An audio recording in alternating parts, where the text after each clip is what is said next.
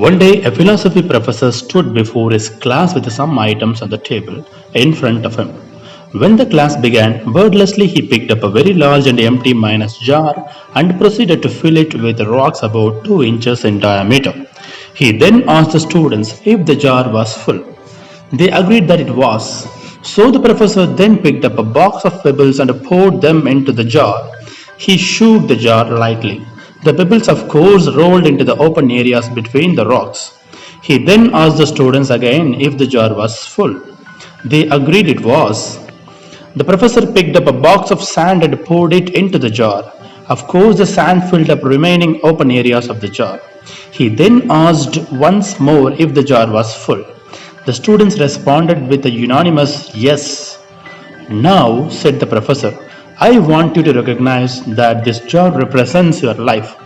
The rocks are the important things, your family, your partner, your health, your children, things that if everything else was lost and only they remained, your life would still be full. The pebbles are the other things that matter, like your job, your house, your car, and the sand is everything else, the small stuff. If you put the sand into the jar first, he continued, there is no room for the pebbles or the rocks. The same goes for your life. If you spend all your time and energy on the small stuff, you will never have room for the things that are important to you. Pay attention to the things that are critical to your happiness. Play with your children.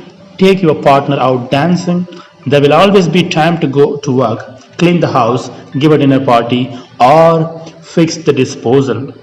Take care of the rocks first, the things that really matter. Set your priorities.